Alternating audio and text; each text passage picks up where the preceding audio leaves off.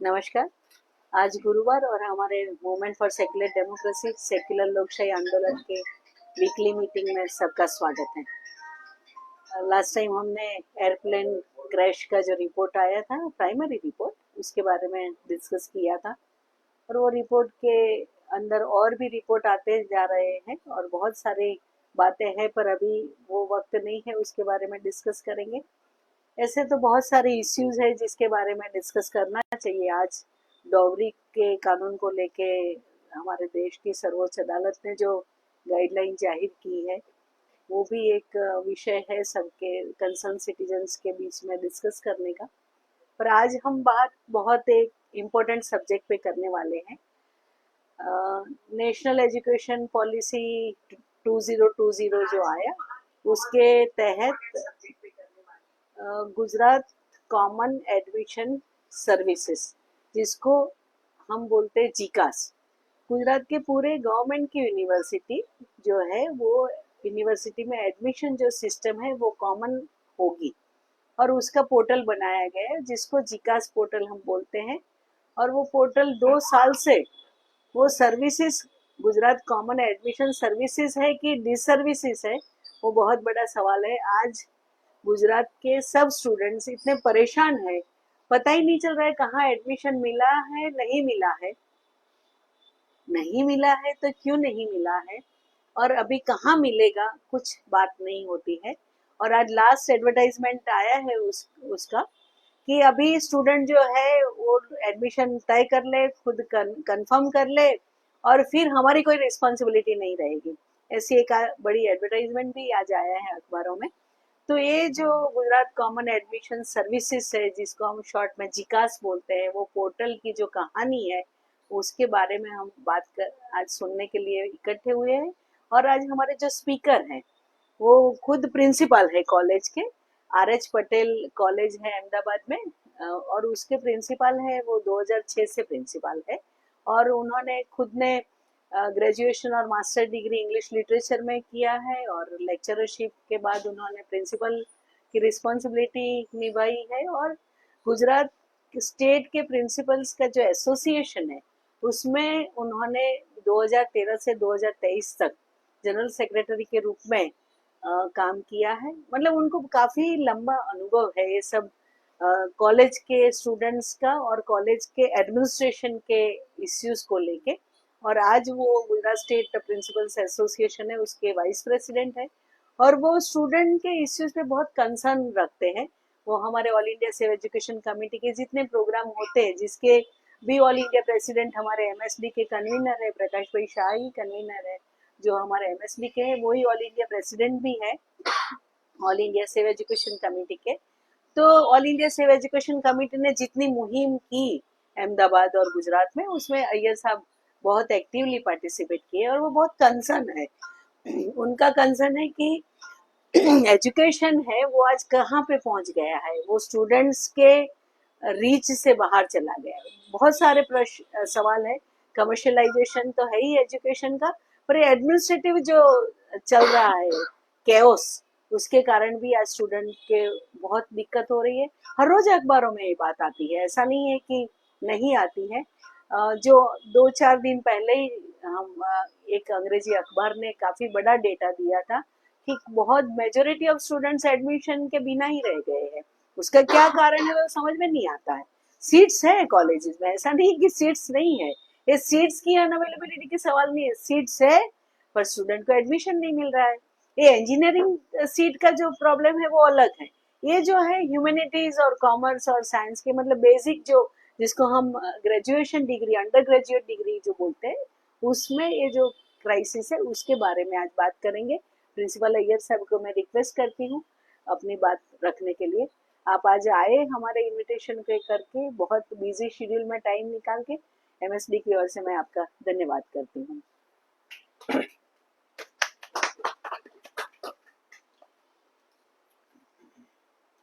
जी नमस्कार। मैं आयोजकों का तहे दिल से शुक्रिया अदा करता हूँ कि आज सारे गुजरात के जो कॉलेज में एडमिशन के इच्छुक जो स्टूडेंट्स हैं, उन सब की जो जथा है उस बारे में चर्चा करने के लिए यहाँ सब इकट्ठे हुए हैं। जैसे मैडम ने बताया कि गुजरात कॉमन एडमिशन सर्विसेज के तहत जो भी बच्चे अभी गुजरात में 12वीं कक्षा पास करते हैं और 12वीं कक्षा पास करने के बाद आर्ट्स, कॉमर्स, साइंस, बीएड या लॉ फैकल्टीज में एडमिशन लेना चाहते हैं, उन सबके लिए ये जिकास पोर्टल कंपलसरी बनाया गया है कि उनको, बच्चों को जिकास में रजिस्ट्रेशन करवाना पड़ता है। अब सवाल ये आता है कि जिकास की जरूरत कहाँ पड़ी, जिकास क्यों लाया गया, जिकास से पहले क्या था, जिकास से पहले किसी को तकलीफ होती थी? तो गुजरात राज्य में शिक्षण का प्रसार बहुत ज़्यादा हुआ है और स्टेट यूनिवर्सिटीज करीब 10 यूनिवर्सिटीज हैं और 10 यूनिवर्सिटी पूरे राज्य को विभाजित करते हुए भौगोलिक रूप से हर जगह पे दी गई है ताकि बच्चों को लंबा ट्रैवल ना करना पड़े पढ़ने के लिए। तो जिकास के पहले क्या व्यवस्था थी? कंप्यूटर आ गए थे और ऑनलाइन एडमिशन हो गए थे, तो 10 की 10 यूनिवर्सिटी अपना खुद का पोर्टल बना लेती थी। और ये भी एक मिथ फैलाया जा रहा है कि बच्चों को पहले एडमिशन के लिए बहुत दूर दूर तक जाना पड़ता था, लेकिन ये गलत बात है। सब यूनिवर्सिटी के ऑनलाइन पोर्टल थे। इसका मतलब ये हुआ कि अगर एक बच्चा अहमदाबाद का है और उसे भावनगर में एडमिशन लेना है, भावनगर यूनिवर्सिटी में, तो वो भावनगर यूनिवर्सिटी का पोर्टल खोल के उस पोर्टल पे वो जा सकता था। तो ये फैसिलिटी थी। हाँ, हालांकि ये बात थी कि उसे भावनगर के पोर्टल के पैसे जो भरने होते थे, करीब करीब 200 रुपये रखे गए थे, तो 200 रुपये भरने होते थे। अब जो हमारे बच्चे होते हैं वो 12वीं कक्षा पास करके आते हैं, तब उनके पास इतना नॉलेज नहीं होता है, इतनी चॉइस नहीं होती है। और अक्सर बच्चों में ये देखा गया है कि जितनी ज्यादा चॉइस दो तो वो कंफ्यूज हो जाते हैं। तो अगर मुझे, पहले भी क्या होता था कि कोई बच्चे का कोई रिलेटिव अगर भावनगर में होगा तो वो भावनगर का फॉर्म भरेगा, अहमदाबाद का फॉर्म भरेगा या अपने जगह पे होगा। कोई बच्चा 10 की 10 यूनिवर्सिटी में फॉर्म भरता नहीं था और किसी को भी 10 के 10 यूनिवर्सिटी में भरने की जरूरत भी नहीं होती थी। क्योंकि मैं इतने साल से ये पढ़ाई के क्षेत्र में हूं, इसलिए मैं बिल्कुल दावे के साथ ये कह सकता हूं। और सारी यूनिवर्सिटी अपने हिसाब से अपने पोर्टल पे जितने बच्चों की एप्लीकेशन आई है उन बच्चों के एप्लीकेशंस को प्रोसेस करके अपने जितने कॉलेजेस थी वो कॉलेजेस में वो लोग अलॉट करते थे और बहुत ही बढ़िया तरह से करीब करीब 1 महीने के अंदर सारे के सारे एडमिशंस हो जाते थे। और उसमें काफी रिस्ट्रिक्शंस भी कम रखे थे, यानी कि अगर एक बच्चा प्रथम राउंड में उसको किसी की कॉलेज उसको मिलती है तो तब क्या किया जाता था कि अगर बच्चे ने 10 कॉलेजेस भरी है तो 10 में से उसको जिस पहली कॉलेज में उसके मेरिट के हिसाब से मिलती है वहां उसको एडमिशन लेना होता था। और ये बात बिल्कुल सही है क्योंकि आपने 10 कॉलेज चुनी है और आपको वो 10 कॉलेज में से जिस कॉलेज में मिल रहा है वहां पे आपको जाके लेना है एडमिशन। अगर आप वहां नहीं लेते हैं तो दूसरे राउंड में आपको उसके बाद वाली कॉलेज मिलती है, लेकिन सब बच्चों को एक ही कॉलेज मिलती थी उस राउंड में। तो इसके तहत बच्चों की कोई कंप्लेंट नहीं थी। अब सबसे पहला सवाल ये आता है कि सरकार जब भी कोई भी फैसिलिटी देती है तो उसके पीछे किसी की मांग होनी चाहिए। अब मैं एसोसिएशन में हूं तो मुझे पता है कि न आचार्य के एसोसिएशन ने मांग की है, न अध्यापकों ने मांग की है, न बच्चों ने मांग की है, न समाज ने मांग की है। किसी की भी मांग के बगैर, क्योंकि जनरली सरकार के पास तो अगर आप जाते हैं तो आपके पास कोई ठोस वजह होनी चाहिए, किसी ने कोई वजह नहीं रखी थी। लेकिन वहीं से कुछ अधिकारीगण में या किसी भी स्तर पे ये विचार आया होगा या किसी ने ऐसे ही बता दिया होगा कि 10-10 यूनिवर्सिटी में बच्चों को जाना पड़ता है। अब कुछ भी करके सरकार के मन में ये विचार आ गया कि हम क्यों न ऐसा पोर्टल बनाए जिसमें 10 की 10 यूनिवर्सिटी की सारी कॉलेजेस एक ही पोर्टल में रख दे। तो सबसे पहली ठोस बात यह है कि इसकी जरूरत ही नहीं थी। ये बगैर जरूरत के, बगैर मांग के ये सामने रखा गया था। अब देखिए, गुजरात में सारे सिटीज तो बड़े नहीं है, अहमदाबाद, सूरत, बड़ौदा, भावनगर, सूरत को छोड़ के बाकी के सारे बहुत छोटे छोटे गांव है और उन छोटे गांवों में एक ही कॉलेज होता है और बच्चों की एक ही चॉइस होती है कि मेरे घर के सामने जो कॉलेज है वहां पे मुझे एडमिशन लेना है, और बड़ी आसानी से मिल जाता था। जैसे अगर पावी जेतपुर है तो पावी जेतपुर में एक कॉलेज है, वो तो वो बच्चा जो है वो अगर बड़ौदा यूनिवर्सिटी या गोधरा यूनिवर्सिटी में फॉर्म भरता है तो वो एक ही कॉलेज सिलेक्ट करेगा, पावी जेतपुर, तो उसे पावी जेतपुर मिल जाएगा। या आजू बाजू में बड़ौदा 2-3 कॉलेज सिलेक्ट करेगा तो उसमें से उसे मिल जाता था एडमिशन। अब पावी जेतपुर इतना छोटा गांव है कि वहां तो पूरे गुजरात में से कोई जाने वाला नहीं है।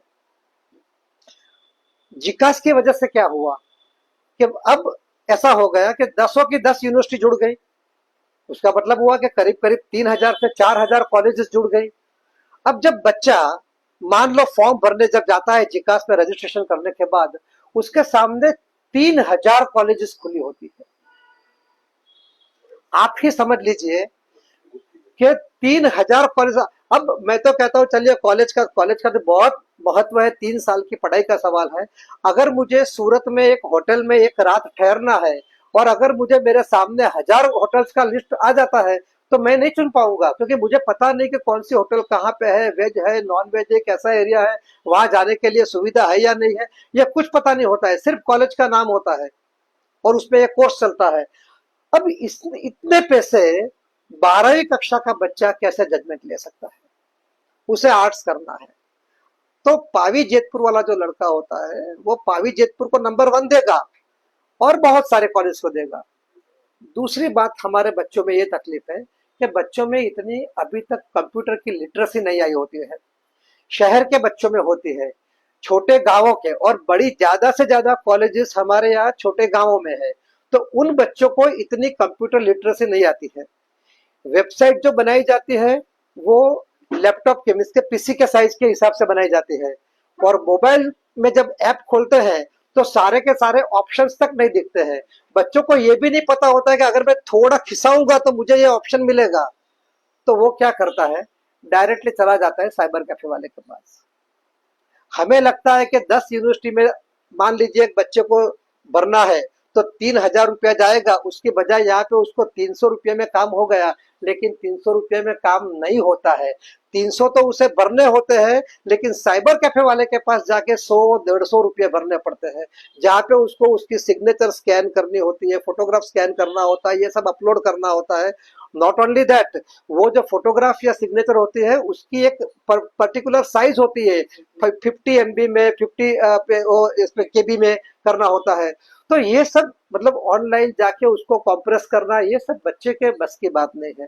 और साइबर कैफे में जब जाते हैं तो एक बार जाने का 100 से 150 रुपया तो आपका मिनिमम लग जाता है। तो अब वो इतना पैसा भर के वो जाता है, बच्चे में वो बुद्धि नहीं है कि क्या पसंद करना चाहिए। मैं कहता हूँ, और ये मैं अहमदाबाद में रह के कहता हूँ कि अहमदाबाद में मेरी कॉलेज वाडज में है और उसके दूसरे छोर पे नरोडा है, लेकिन नरोडा कॉलेज का लड़का भी मतलब मेरी कॉलेज सिलेक्ट करता है और उसे मेरी कॉलेज में एडमिशन मिलता है। तो मतलब 2-2.5 घंटा मतलब ट्रैवल करके आता है, फिर बोलता है, मैंने कहा भैया तू नरोडा में रहता है तो इतना दूर क्यों आता है? तो उसका जवाब है, सर मुझे तो पता ही नहीं था, साइबर कैफे वाले ने कॉलेज सिलेक्ट कर दी। साइबर कैफे वालों को क्या जल्दी होती है कि जितना जल्दी एक का केस निपटा दूं तो उतना मैं ज्यादा केस ले पाऊंगा। तो वो क्या करता है, हर कॉलेज में हेल्प सेंटर है, लेकिन लड़के बच्चों को ये पता नहीं होता है।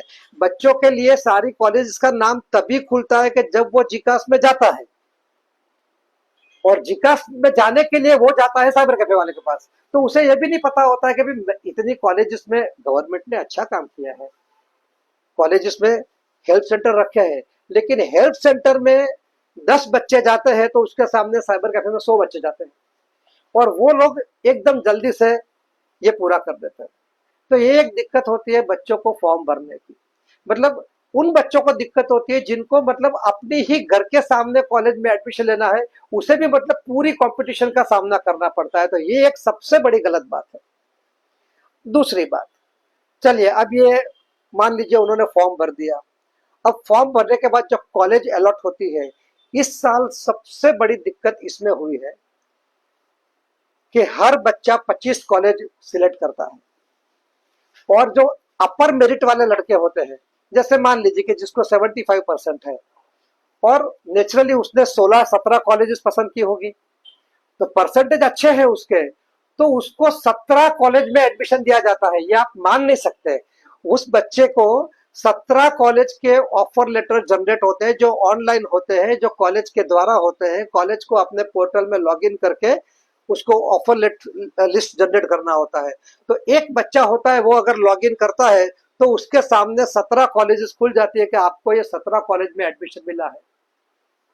पर दिक्कत की बात यह है, ये जनरल एक सामान्य मानसिकता है कि मुझे जहां मिलता है ना, उसके बजाय मैं मतलब कहीं और, सामने की नदी के सामने की छोर का घास हरा ज्यादा दिखता है। तो बच्चे को यह लगता है कि नहीं यार, मैं उस कॉलेज में जाना चाहता हूँ। यानी कि 16 कॉलेज का ऑप्शन होते हुए भी उसे 17वीं कॉलेज में जाना होता है। और ये एक मानसिकता है। देखिए, हम भी अगर वैसे ही दुकान में अगर जाते हैं, दुकान वाला ये बोलता है कि एक ही शर्ट पीस है, चाहे वो कितना भी अच्छा हो, हम वो नहीं लेते हैं क्योंकि हमें जरा ज्यादा ऑप्शन चाहिए। तो वो क्या करता है, उसे मिली हुई 16 कॉलेज में से एक भी कॉलेज में वो एडमिशन नहीं लेता है, और उसके एडमिशन न लेने की वजह से 16 सीट वही रोक लेता है। और उसे जिस कॉलेज में जाना होता है, वहां एक और बंदा उस कॉलेज को रोक के खड़ा है। यानी कि ये जो एडमिशन अलॉट होने के बाद जो 2 दिन का टाइम, ये भी बहुत कम टाइम है। 2 दिन के अंदर बच्चे को तय करना होता है। कोई बच्चा एडमिशन लेता ही नहीं। 17वीं वाला को 18 में जाना है, 18 वाले को 19 में जाना है। तो सारी की सारी सीटें राउंड के खत्म होने के बाद खाली रह जाती है। जो नसीबदार बच्चे होते हैं कि जिनको अपनी चॉइस की कॉलेज पहले राउंड में मिल जाती है, वो जाके कंफर्म करते हैं। अब दूसरी बात, हमारे बच्चों में इतनी सीरियसनेस है ही नहीं कि वो जीकास का प्रोग्राम देखे और उससे पता चले कि आज मेरा अलॉटमेंट होने वाला है।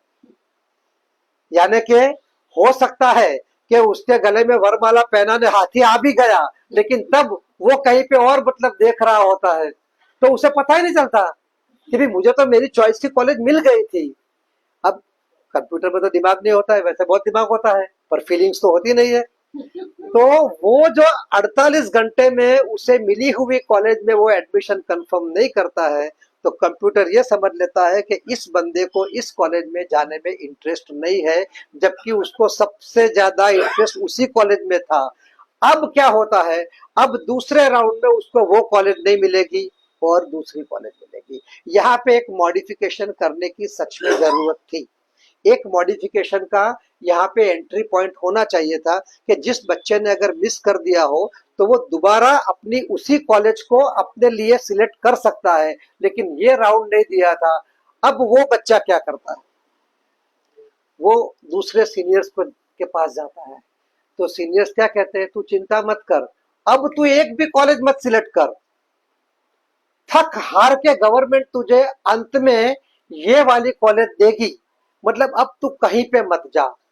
तो एक बाजू हो गई बाल हट। अब वो बच्चा तय करता है कि नहीं, अब मैं नहीं लूंगा, अब मैं लूंगा तो वो महात्मा गांधी के मार्ग पे चलता है, अब लूंगा तो इसी कॉलेज में लूंगा, तो वो बाल हट पे चढ़ जाता है। दूसरी ओर क्या होता है, कॉलेजेस खाली रहती है, तो गवर्नमेंट का पूरा प्रोजेक्ट एकदम मतलब गिर जाने के उस पे आता है। गवर्नमेंट के पास बहुत सी क्वेरीज आती है, मीडिया वाले पूछते हैं कि 1 राउंड हो गया, 2 राउंड हो गया। देखिए, अभी 17 राउंड हो गए हैं। अभी तक इसी तरह से राउंड पे राउंड, राउंड पे राउंड, राउंड पे राउंड होते हैं, और सरकार की धीरज की कसौटी बच्चे कर रहे हैं, बच्चे की धीरज की कसौटी सरकार कर रही है। तो एक बाजू पे हो गई है बाल हट, एक बाजू पे हो गई है राजहट।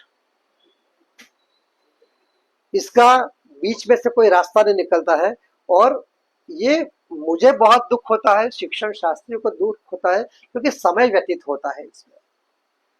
किसी न किसी को कहीं न कहीं पे मतलब थोड़ा बहुत मार्जिन देके इसे छोड़ देना चाहिए।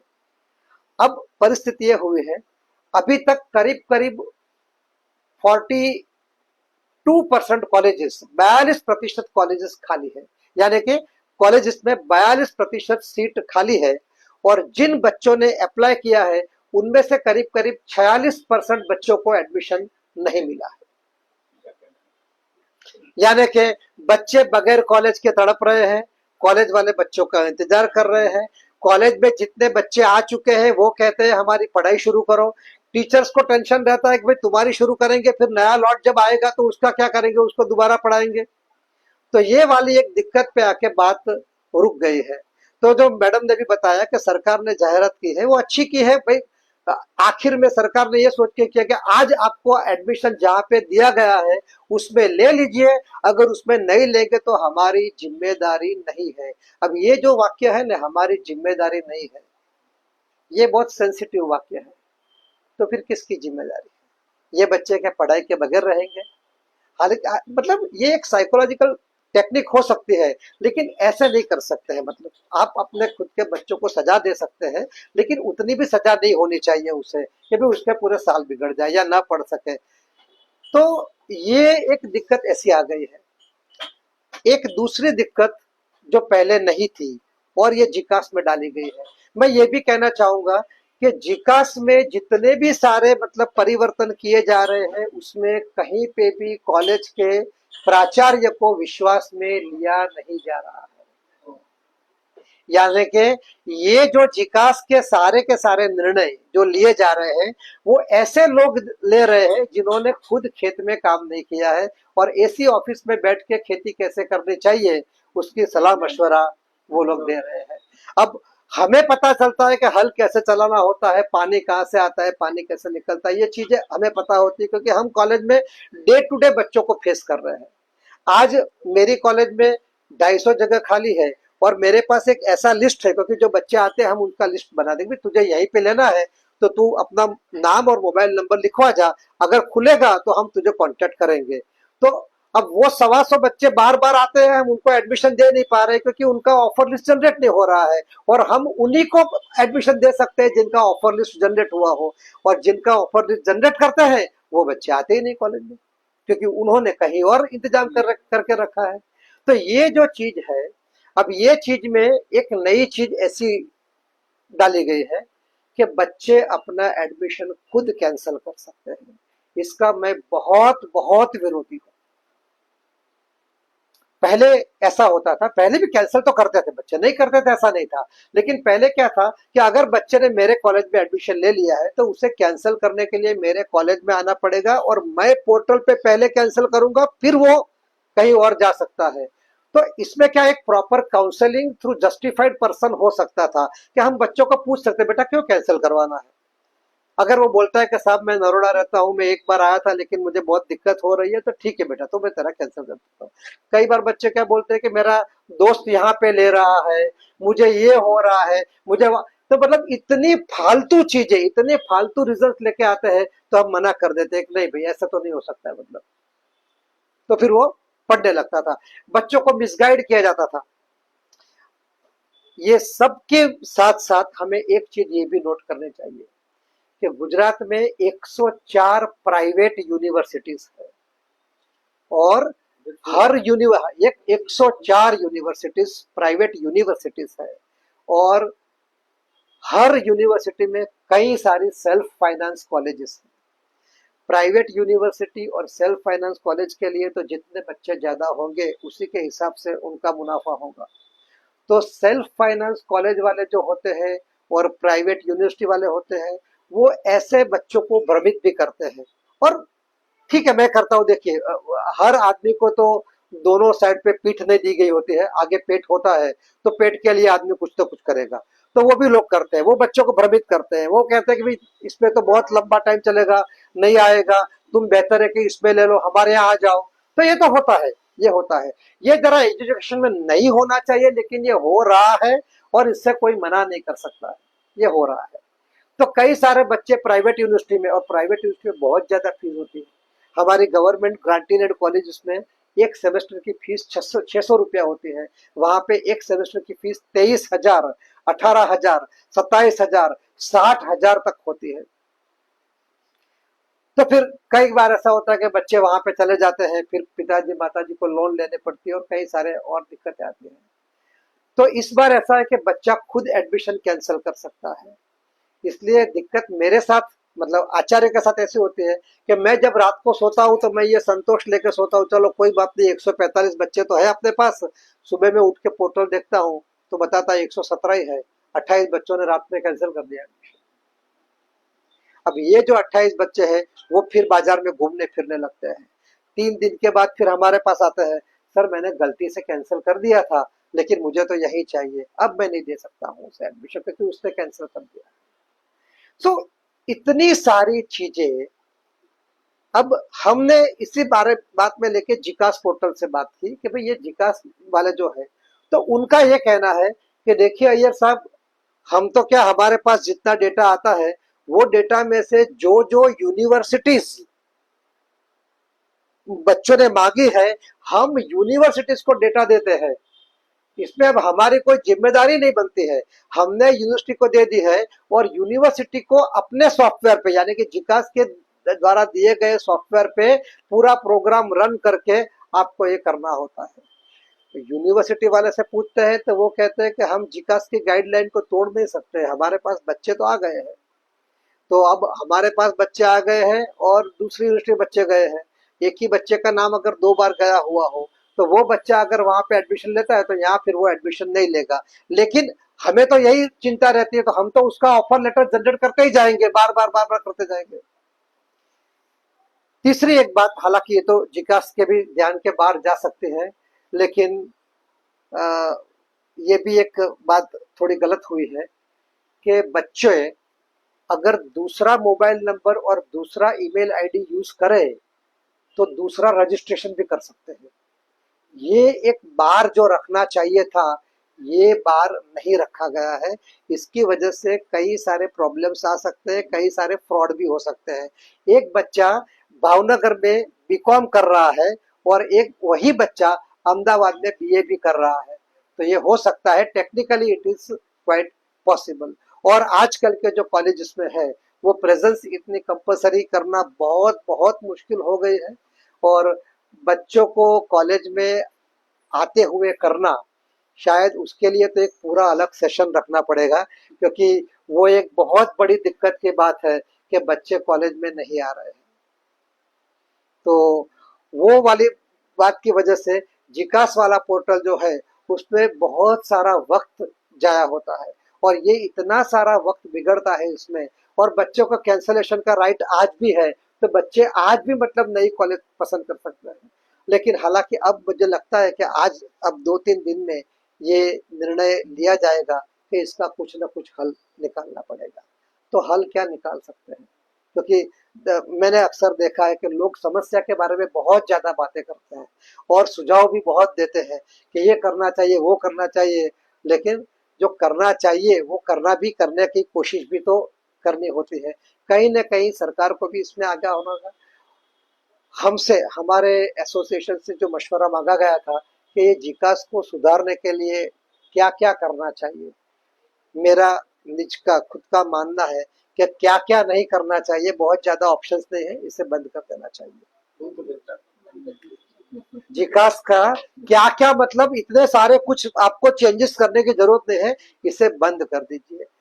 हाँ, एक बात है, कई बार तो हमें ये भी एक शंका होती है कि क्या गवर्नमेंट को डेटा चाहिए बच्चों का, बच्चों की इंफॉर्मेशन चाहिए, मोबाइल नंबर चाहिए, ईमेल आईडी चाहिए। ये ईमेल आईडी पे से मुझे याद आया, अब गांव के बच्चों के तो ईमेल आईडी होते ही नहीं है। तो साइबर कैफे वाला क्या बोलता है, अगर तुम्हारा नया ईमेल आईडी जनरेट करना होगा तो 50 रुपया इसका और लगेगा। तुम्हें एडमिशन मिला है कि नहीं वो देखना है राउंड में, तो 50 रुपया इसका और लगेगा। अगर तुम्हें मिला है, उसका ऑफर लेटर तुम्हें प्रिंट करना है, तो 10 रुपया उसका लगेगा। यानी कि एक बच्चा अगर 6-7 राउंड में जाता है तो उसके वैसे ही 1000 से 2000 रुपये तो सिर्फ इसी प्रोसेस में चले जाते हैं। और 2000 रुपये गांव वालों के लिए बहुत बड़ी रकम होती है। यही चीज जैसे गुजरात यूनिवर्सिटी में हम 100 रुपये का फॉर्म देते थे, यानी कि बच्चा पूरी गुजरात यूनिवर्सिटी के, और इतना माइग्रेशन नहीं है स्टूडेंट लेवल पे, सही में इतना माइग्रेशन नहीं है कि भाई बच्चे के पास आप इतने सारे ऑप्शन दे दो। अब वो बच्चा कहाँ, मतलब नवसारी का नाम उसने सुना नहीं, नवसारी की कॉलेज उसके सामने आती है या साइबर कैफे वाला भर देता है, उसको नवसारी का एडमिशन मिल जाता है। तो इसका कोई मतलब नहीं, इतना स्टूडेंट माइग्रेशन गुजरात में है नहीं। और जिनको माइग्रेट करना है उनके लिए तो हर यूनिवर्सिटी का पोर्टल था ही। यानी कि मेरा ऐसा मानना है कि अगर गवर्नमेंट को सेंट्रलाइज्ड डेटा कलेक्शन करना हो तो एक चीज हो सकती है कि भाई रजिस्ट्रेशन सेंट्रल पोर्टल पे करो, लेकिन आपका बाकी की सारी प्रोसेस आपको यूनिवर्सिटी वाले पोर्टल में ही करना है। वहां का जो 300 रुपया है उसको 200 रुपया कर दो, और 100 रुपये में यूनिवर्सिटी सौ भी करके देती थी। तो क्या होगा कि बच्चे के पास ज्यादा ज्यादा ऑप्शन नहीं होने चाहिए। देखिए, हम यहाँ पे अभी जितने लोग बैठे हैं और जितने भी लोग शायद सुन रहे होंगे, उन सबको पता होगा कि हम दूरदर्शन के शुरुआत के जमाने वाले लोग हैं। तो रुकावट के लिए खेद है, उस बोर्ड को भी हम 20 मिनट तक शांति से देखते थे, उठ के खड़े नहीं हो जाते थे। हमें वो पेशेंस थी, हमें वो पेशेंस थी कि रुकावट के लिए खेद, ठीक है रुकावट है तो होगा ना, ठीक, इसमें क्या है, क्या भागने की जरूरत है। एक ही चैनल आता था, एक ही चैनल के लिए हम आराम से बैठ के रहते। आज आप मुझे एक बंदा समाज में दिखाओ कि जो कंटिन्यूअसली 20 मिनट तक एक चैनल देख सकता हो, वो नहीं देख सकता है। इतने सारे ऑप्शंस हो गए, रेडियो में भी, एफएम में इतने सारे ऑप्शन होते हैं कि गाड़ी चलाते वक्त अगर एक में अगर एडवर्टीजमेंट आ गई तो आपने तुरंत स्टेशन बदल दिया। ज्यादा ऑप्शन देने की वजह से आदमी कंसंट्रेट नहीं कर पाता है। इतनी सारी कॉलेजेस आप अगर बच्चे के सामने रखते हो तो वो कॉलेज ठीक से चुन नहीं पाएगा। अगर उसको गुजरात यूनिवर्सिटी और अपने इलाके में अगर उतनी ही कॉलेज उसके सामने आती है तो उसे पता चल जाएगा भाई मुझे इतने कॉलेज में से सिलेक्ट करना है। लेकिन जब पूरे गुजरात की आती है वो सिलेक्ट नहीं कर पाता। तो ये सारी दिक्कतों को सोल्यूशन एक है। अच्छा, इस साल का सोल्यूशन क्या है? तो राजहट का भी एक रिस्पेक्ट रखना चाहिए कि राजहट ने ये कहा है कि भाई ऑफलाइन एडमिशन तो हम देंगे ही नहीं, मतलब बच्चा खुद ब खुद कॉलेज जाके एडमिशन ले लेगा, इसे हम किसी भी तरीके से हम इसको मान्य नहीं करेंगे। चलो मान लिया, वहां पे एक सलाह हमने कर दी। बच्चा बोलता है कि मुझे इसी कॉलेज में लेना है, तो उसकी भी जिद सही है। इसका बीच वाला रास्ता एक ही है। हमने तो ये एसोसिएशन के लेटर पैड पे लिख के दिया है कि इसके अलावा कोई चारा ही नहीं है। तो अब चारा एक ही बनता है कि हर बच्चे को जिस कॉलेज में एडमिशन लेना हो वहां पे जाके अपना नाम दर्ज करवा दें। और इतने सारे बच्चों का एक हम इंटर से मेरिट बना सकते हैं, कॉलेज अपना मेरिट बनाएगी। जैसे मेरे कॉलेज में 100 जगह है और 120 बच्चों को चाहिए, तो वो 120 में से मैं 100 बच्चों को एडमिशन दे दूंगा। वो बच्चे मेरे पास आएंगे और उनका एडमिशन जिकास से ही होगा, कोई दिक्कत नहीं है। लेकिन अभी क्या है, मैं जिकास में बच्चों का डायरेक्टली फॉर्म एक्सेस नहीं कर पा रहा हूँ। गवर्नमेंट को इतनी जिद छोड़ के वो एक एक्सेस देना पड़ेगा कि कोई भी कॉलेज किसी भी बच्चे को एक्सेस कर सकती है। कंफर्मेशन के लिए बच्चे का ओटीपी चाहिए, इसलिए ऐसा तो है नहीं कि कोई कॉलेज अपने मन से किसी बच्चे को एडमिशन नहीं दे पाएगी। ओटीपी तो देना ही पड़ेगा। लेकिन वो बच्चे का अगर मुझे एक्सेस मिल जाता है तो जिस बच्चे को आपने ऑफर लिस्ट जनरेट नहीं किया हो उसका ऑफर लिस्ट मैं जनरेट करके दे दूं, ताकि एक झगड़े का एक मतलब निराकरण आ जाए, एक हल आ जाए। अल्टीमेटली हम ये सब किसके लिए कर रहे हैं? अगर सरकार ने भी ये जिकास का किया है तो किसके लिए किया है? बच्चों के लिए किया है। तो ये चीजें एक मुझे एक छोटी सी कहानी याद आ रही कि स्टालिन उसकी उनकी वाइफ के साथ एक रेगिस्तान में घूमते जाते हैं। वहां पे एक गुलाब का फूल अचानक रेगिस्तान में मिल जाता है, कहीं से आया होगा, उड़ के आया होगा, किसी सैलानी ने डाला होगा। तो स्टालिन की वाइफ ने वो गुलाब का फूल देख के बोला कि ये कितना अच्छा फूल है, इसकी तो सही में रक्षा करनी चाहिए। स्टालिन का जो पीए था उसने ये सुन लिया। उसने स्टालिन को पूछा कि ये करना है? स्टालिन ने कहा भी बीवी का कहना है तो करना ही पड़ेगा। तो फिर वो लोग तो वहां से चले गए। वो पीए ने सारे मिलिट्री को ऑर्डर दे दी कि भाई यहाँ पे सुरक्षा का इंतजाम करो। अब किस लिए वहां पे सुरक्षा का इंतजाम करना किसी को पता नहीं, लेकिन सूचना आ गई कि सुरक्षा का इंतजाम करो। दूसरे दिन वहां पे छावनियां लग गई, टैंक आ गई, ये आ गया, वो आ गया। वो गुलाब तो बेचारा कुचला गया पूरा, उसे तो पता ही नहीं। और यहाँ पे एक बड़ा लश्करी कैंप तैयार हो गया क्योंकि यहाँ सुरक्षा करनी चाहिए, बोला गया सुरक्षा करो। तो बड़ा कैंप हो गया। कई साल के बाद, और ये सही बात है, कई साल के बाद स्टालिन दोबारा वहां पे आए। उन्होंने देखा, तब बीवी नहीं थी साथ में। उन्होंने देखा ये कैंप यहाँ पे लगा है, भाई यहाँ पे क्यों इतने सारा? सर आपने ही बोला था कि यहाँ पे रक्षा सुरक्षा का प्रबंध करो। तब उसे याद आया, अब तब तक वो फूल कुचला जा चुका था। यही चीज हमारे बच्चों के साथ हो रही है। जिन बच्चों के लिए हम ये पूरा इंतजाम कर रहे हैं वो बच्चा तो पूरा कुचल जाता है। अल्टीमेटली न उसको चॉइस की कॉलेज मिलती है तो इतनी देरी से मिलती है, न पूरा वो पढ़ पाता है। यानी कि हमने बच्चों को वो चीज परोसी है जो वो नहीं मांग रहे हैं। और किसी को भी जो न मांगी चीज हुई चीज हो ना, वो अगर आप देते हो ना तो अच्छा। आप आपके घर में अगर काम करने वाला जो बंदा आता है ना, हेल्पर आपका, वो हेल्पर जब काम कर रहा होता है तब अगर आप उसके बोलोगे कि ये खा ले, वो नहीं खाएगा, उसे अच्छा ही लगेगा, क्योंकि उसका खाने का टाइम कौन सा है, काम खत्म होने के बाद वो एंजॉय कर सकता है। लेकिन आपके हाथ में चीज आ गई तो आपने थमा दी, नहीं तू खा ही ले, तू खा ही ले, अभी खा ले, अभी खा ले, तो नहीं अच्छा लगता है। इसी तरह से बच्चों ने जो नहीं मांगा है वो उसे नहीं देना चाहिए। और मुझे लगता है कि ये पेरेंट्स की भी जिम्मेदारी बनती है, बच्चों की भी जिम्मेदारी बनती है कि सरकार के ध्यान पे ये लाए कि जिकास जिस फॉर्मेट में दिया गया है वो बिल्कुल गलत फॉर्मेट है। और इसकी वजह से क्या होती है, सरकार की भी बदनामी होती है। नेचुरली कोई सरकार अपनी प्रजा में खुद को बदनाम करना नहीं चाहेगा, लेकिन चीज ऐसी हो गई है कि अब हम उस लेवल तक पहुंच गए हैं कि अब कैसे वापस भी आए तो कैसे आए। तो ये चीजों के लिए सरकार को सोचना चाहिए। और मेरा ये भी मानना है, आजकल सिर्फ इसी मामले में नहीं, लेकिन गुजरात में शिक्षण में जितने भी परिवर्तन किए जा रहे हैं, जितनी भी कोशिशें की जा रही है, वो सारी कोशिशों में जो एक्चुअली स्टेक होल्डर्स होते हैं, जो हिस्सेदार होते हैं उनके, जिनको ये छूता है, उनको विश्वास में नहीं लिया जा रहा है। परिवर्तन अच्छी बात है, कोशिशें करते रहने चाहिए। उसके लिए एक बहुत बहुत अच्छा उदाहरण न्यूयॉर्क सिटी का है कि न्यूयॉर्क बहुत गंदा शहर है। अगर आप न्यूयॉर्क में घूमते हैं तो हर जगह पे आपको गंदगी दिखेगी, ट्रक्स दिखेंगे, रेलवे ट्रैक के ऊपर गंदा कुछ कूड़ा, ये सब कूड़ा कचरा दिखेगा, बहुत गंदा शहर। तो ये वो लोग भी परेशान हो गए थे, तो न्यूयॉर्क की गवर्नमेंट ने मतलब एक मैकेंजी करके कंपनी को $4 करोड़ का कॉन्ट्रैक्ट दिया कि भाई तुम ये जांचो यार, इसके लिए कुछ व्यवस्था करो, क्या कर सकते हैं। तो मैकेंजी कंपनी को ये कॉन्ट्रैक्ट मिला। मैकेंजी कंपनी ने पूरे न्यूयॉर्क में कई सारे पायलट प्रोजेक्ट किए, बहुत कोशिश की, एरिया में यहाँ पे ये करके देखा, वो करके देखा, बहुत सी चीजें बिल्कुल प्रामाणिकता से, हमारे जैसे भ्रष्ट तरीके से नहीं, बिल्कुल प्रामाणिकता से उन्होंने 4 करोड़ का पूरा इस्तेमाल करके पूरे सिटी में सब कुछ किया। 3 या 4 साल तक ये पूरा प्रोजेक्ट चला। और 4 साल के बाद मैकेंजी कंपनी ने कहा कि भाई हमने पूरा इंतजाम कर दिया, देख लिया, लेकिन अभी की जो सिस्टम है वही ठीक है, उसमें हमने बहुत कोशिश की, लेकिन कुछ परिवर्तन करने की जरूरत नहीं है, ये ठीक है।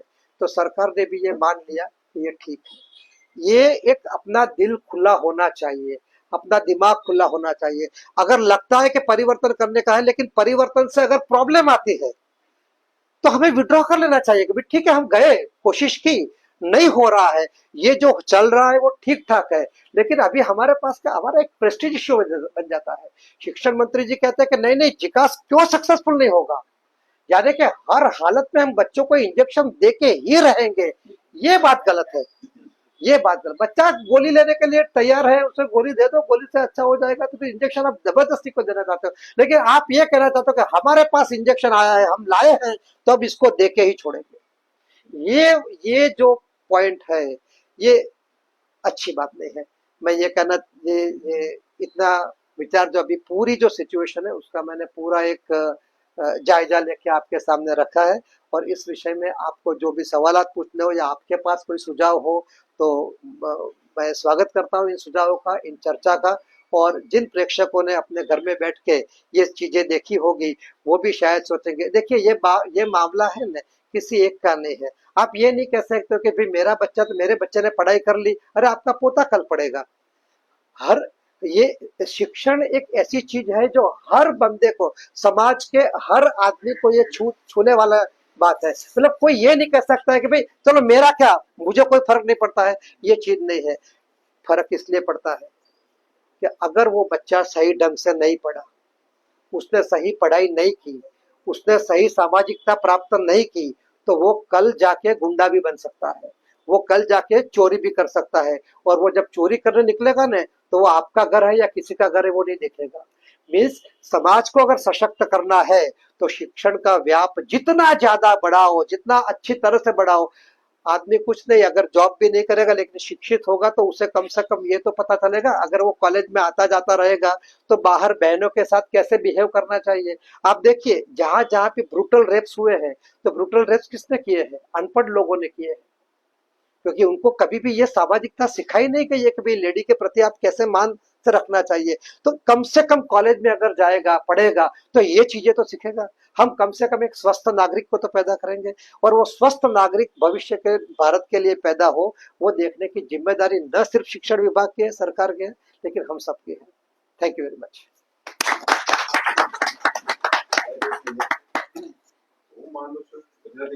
ચોક્કસ, મને કોઈ વાંધો નહીં.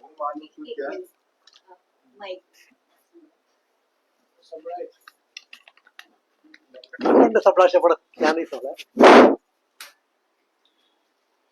જી સાહેબ. હું માનું છું ત્યાં સુધી શિક્ષણ એ રાજ્ય સરકારનો વિષય છે, માનું છું ત્યાં સુધી. પણ મને લાગે છે કે રાજ્ય સરકાર આટલું બધું આવું અને પોતાના ઉપર જ આવે એવું કે પછી દિલ્હીની દખલગીરી હોઈ શકે.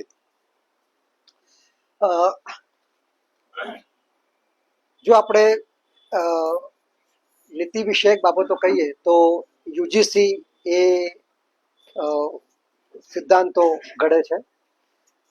દિલ્હીથી જે કોઈ બાબતો આવે છે એ માત્ર યુજીસી માટે આવે છે. ઉચ્ચ કોલેજ જે અત્યારે ગ્રાન્ટેડ કોલેજીસ છે, જેનો આપણે અત્યારે વિષય ચર્ચા કરી રહ્યા છે, અને યુનિવર્સિટી છે, એના માટે બે વિભાગ કરેલા છે. અને આ અંગ્રેજોના વખતથી થયેલું છે કે એકેડેમિક વિભાગ એના માટે યુનિવર્સિટી, આર્થિક વિભાગ એના માટે સરકાર. વાસ્તવમાં તમે જોવા જાઓ, તમારી વાત એ રીતે સાચી છે કે પ્રવેશ એ રાજ્ય સરકારનો વિષય જ નથી. પ્રવેશ એ યુનિવર્સિટીનો વિષય છે. રાજ્ય સરકારની જવાબદારી ઉચ્ચ શિક્ષણમાં એટલી જ છે કે કોલેજીસની અંદર પૂરતી સંખ્યામાં અધ્યાપકો આપવામાં આવે. કોઈ કોલેજમાં જરૂર કરતાં વધારે અધ્યાપક હોય ને પગારનો વ્યય થતો હોય એ ના થવું જોઈએ. જો અધ્યાપકો પેન્શનેબલ હોય તો એમને પેન્શન મળવું જોઈએ. જો અધ્યાપકોની જગ્યા ખાલી હોય તો અધ્યાપક સહાયકની ભરતી કરવી જોઈએ.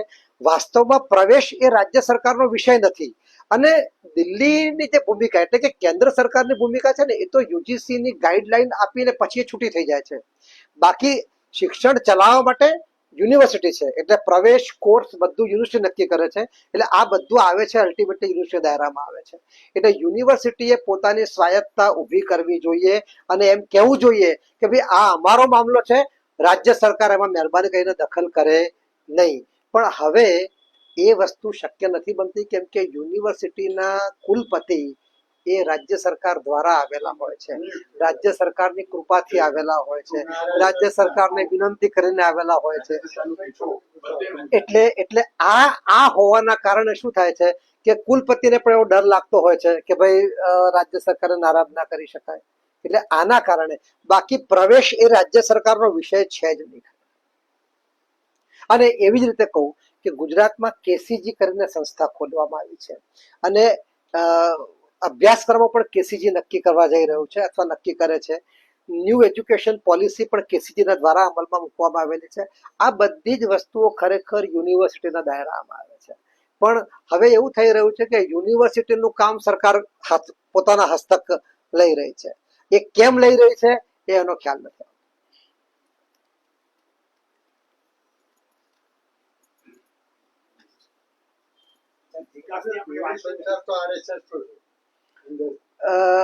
એવું હું નહીં કહી શકું, મારી પાસે એવો કોઈ આધાર નથી. એટલે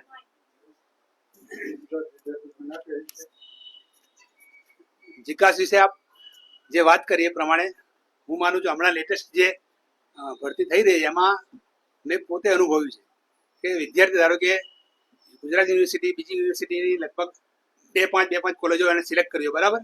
હવે એમાં એણે પહેલા રાઉન્ડમાં એડમિશન લીધું. હવે એ રાઉન્ડમાં એને એડમિશન ના મળ્યું. બીજું કે એડમિશન લીધું, એપ્લાય કર્યું, તો એણે એના ડોક્યુમેન્ટ વેરીફાઈ કરવા માટે ત્યાં જવું પડે, જે તે કોલેજમાં નજીક, એવું સ્પષ્ટ એ લોકો લખ્યું. હવે પહેલા રાઉન્ડમાં એને એડમિશન ના મળ્યું, તો એ બીજા રાઉન્ડમાં એણે એડમિશન લેવા માટે પ્રયત્ન કર્યો, જેમાં બીજી કોલેજો એડ થઈ ગઈ. તો એણે ફરી પાછું એણે ડોક્યુમેન્ટ વેરીફાઈ કરવા માટે જવું પડે. તો ત્યાં કોલેજમાં એવું પૂછવામાં આવ્યું કે ભાઈ કે હા તમે જેટલી વાર કહો એટલી વાર ડોક્યુમેન્ટ વેરીફાઈ કરવા માટે આવવું પડે. તો શું આ યોગ્ય છે? ડોક્યુમેન્ટ વેરિફિકેશન ખરેખર તો એક જ વાર થવું જોઈએ. ડોક્યુમેન્ટ વેરિફિકેશન વારંવાર કરવાની કોઈ જરૂર નથી. પણ ડોક્યુમેન્ટ વેરિફિકેશન એ જ વિદ્યાર્થીઓએ કરવાનું હોય છે કે જેમને મોડિફિકેશન કરેલું હોય છે. એટલે પોતાના કોઈ ડોક્યુમેન્ટ આપવાના રહી ગયેલા હોય અને સુધારવાના હોય. બાકી માત્ર ચોઇસ બદલવાથી વેરિફિકેશન કરવાની કોઈ જરૂર નથી. એટલે એ કદાચ કોઈએ ખોટી માહિતી આપેલી હોઈ શકે. નહીં, જવું જ પડે ત્યાં કોલેજમાં એવું જ કહેવાનું કે તમે જ્યારે મોડિફાય કરો મતલબ કે તમે કોલેજમાં ઓટોમેટિક જે વેરીફાઈનું કોલમ છે ને એ રેડનું રેડ છેલ્લે વેરીફાઈ અને છેલ્લે એડમિશન પહેલા એપ્લિકેશન એવા 3-4 કોલમ છે અને લાસ્ટથી સેકન્ડ નંબરનું વેરીફાઈ અને પછી તમે એડમિશન જે કોલેજ મળી એનું આવે એટલે એમાં ઓટોમેટિક રેડ થઈ જાય એટલે તમારે જવું જ પડે. પણ એ કદાચ એટલે હું માનું છું ત્યાં હું મેં સિસ્ટમમાં જેટલું કામ કર્યું છે એમાં જે ફ્રેશ વિદ્યાર્થીઓ હોય છે ને એ લોકોએ નથી કરવું પડતું હતું.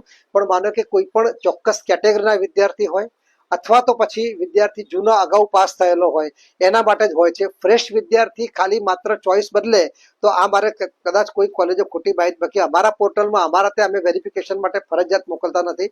વેરિફિકેશન માટે જે વિદ્યાર્થીએ નવેસરથી એડમિશન લીધેલું છે અથવા નવેસર ધારો કે હમણાં પૂરક પરીક્ષા નું પરિણામ બહાર આવ્યું તો જે ફોર્મ લઈને આવતા હતા એ લોકોને વેરીફાઈ કેમ કે એનો 2 ટ્રાયલ થઈ જાય છે માટે એમના બધા ડોક્યુમેન્ટ બરાબર અપલોડ થયા છે કે નહીં એ વેરીફાઈ કરવા માટે જવું પડે છે. અને એક કોલેજમાં વેરિફિકેશન થઈ શકે છે. કોલેજ જે તે કોલેજમાં જાઓ તો કોલેજમાં કરી જ આપે છે વેરિફિકેશન.